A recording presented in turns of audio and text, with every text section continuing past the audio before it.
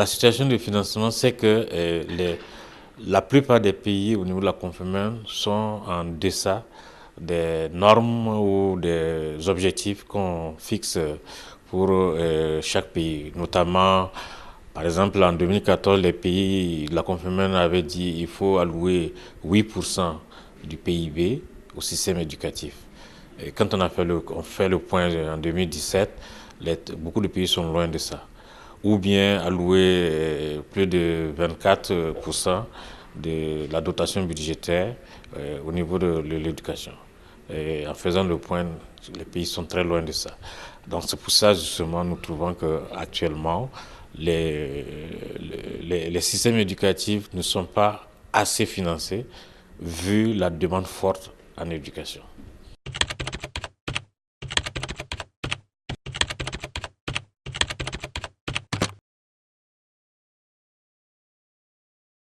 Ce qui a motivé pour l'organisation de ce séminaire, vous savez que le monde entier, la communauté internationale s'est engagée en 2015 à Incheon, en Corée du Sud, à lancer un nouvel agenda pour l'éducation, qu'on appelle Agenda 2030. Alors, on a fait le bilan à Incheon.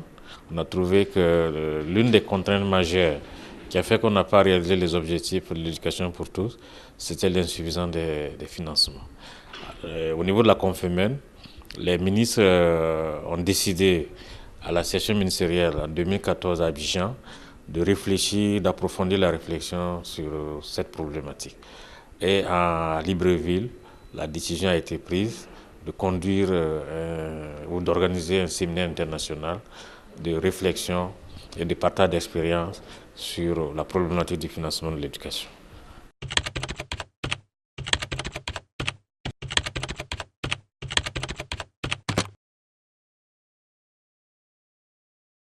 Aujourd'hui, pour amener un pays ou un gouvernement à respecter son engagement, il faut aller fort. Et aller fort, c'est de voter une loi. Donc, si personne n'est au-dessus de la loi et qu'on doit respecter les lois, les lois nous obligent tous à tenir nos engagements. Donc, nous avons lancé cet appel et lancé cette idée pour que ceux de la société civile, les acteurs, des partenaires techniques et financiers qui sont dans les pays, les parlementaires qui sont dans les pays, et les organisations de la société civile, comme je le disais tantôt, et les parents d'élèves s'en saisissent de l'idée, travaillent avec les ministères de l'Éducation pour proposer des lois en vue de pérenniser et de sécuriser le financement de l'éducation. Donc, si nous voulons effectivement assurer de manière durable, de manière pérenne et de manière sécurisée les financements de l'éducation, il faut une loi. Imaginez si on vote une loi à l'Assemblée dire que chaque pays de la Confémène doit consacrer 6 à 8% de son produit intérieur brut à l'éducation. Quel que soit le régime qui va venir, quels que soient les changements, cette loi va rester et les acteurs de la société civile, dans le cadre du suivi citoyen, vont chaque fois interpeller le ministère de l'Éducation, ensuite le ministère des Finances, et les députés et surtout le président, le premier responsable de l'État, donc les chefs d'État, à ce qu'ils respectent leur engagement.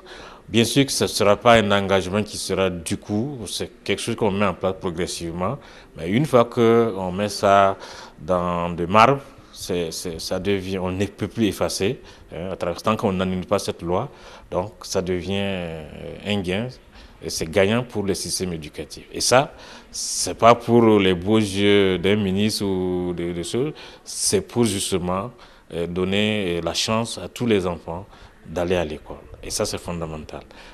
On ne peut pas continuer à compter sur les financements extérieurs pour assurer le financement de nos éducations. Je ne sais pas si vous avez suivi, il n'y a pas longtemps, lors du passage du président de la République de France au Ghana, le président ghanéen a dit qu'il ne faut pas attendre que quelqu'un d'autre vienne financer l'éducation de nos enfants. Vous ne pouvez pas mettre les enfants au monde et vous dites que c'est quelqu'un d'autre qui va venir financer son éducation. Donc c'est la première responsabilité de nos États et de nos parents d'élèves, de nos sociétés civiles et de nos enseignants, assurer soi-même le coût de l'éducation dans nos pays.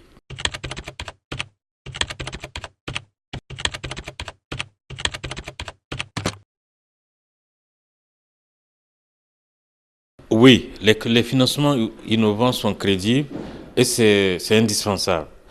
Et par rapport actuellement au financement classique, bon, c'est le budget de l'État, c'est les frais de scolarisation payés par les familles. Et aujourd'hui, il faut aller au-delà de ça. Aller au-delà, c'est quoi? C'est, par exemple, dans les documents de cadrage, c'est bien indiqué, les ressortissants d'un village ou d'une commune peuvent bien s'organiser et apporter des ressources pour financer. On peut davantage, au niveau des collectivités, créer des impôts et affecter ça directement au développement de l'éducation à la base. On peut bien demander à des fondations de mettre en place des fondations. Vous prenez par exemple le cas du Sénégal où Orange, qui est quand même une grande entreprise, a une fondation et qui accompagne chaque fois le financement de l'éducation, notamment en donnant des bourses d'excellence. Hein. On peut cibler. Par exemple, si on veut promouvoir l'excellence au niveau des filles, des femmes, et qu'on veut développer le côté scientifique des filles, ben, ces bourses-là peuvent servir à financer l'excellence dans le domaine des sciences pour les filles.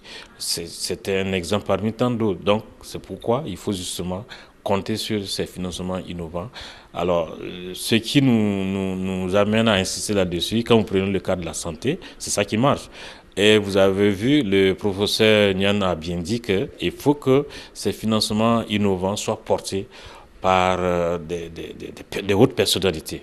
Notamment, vous avez vu au cas de la santé, la lutte contre le sida, c'est Bill Gates, la fondation Bill Gates qui a porté ce message et autour de ça, beaucoup d'entreprises privées se sont engagées. Alors, si l'éducation est une priorité, oui, pourquoi pas, il faut qu'on innove. Alors, là où effectivement il faut pas compter uniquement que sur des financements innovants, il faut que la gestion soit très rigoureuse. On ne peut pas, dans un secteur social aussi sensible que l'éducation, qu'on constate des détournements, du gaspillage. Vous allez trouver des manuels scolaires stockés à quelque part et peut-être à 10 km, 20 km, une autre école en a besoin, ne peut pas avoir. Ou bien des tables bancs qui sont en train de pourrir, entassés à quelque part et à 100 km des écoles ne peuvent pas avoir. Vous avez des enseignants qui sont recrutés, qui ne sont pas suffisamment utilisés, qui sont dans les grands centres urbains.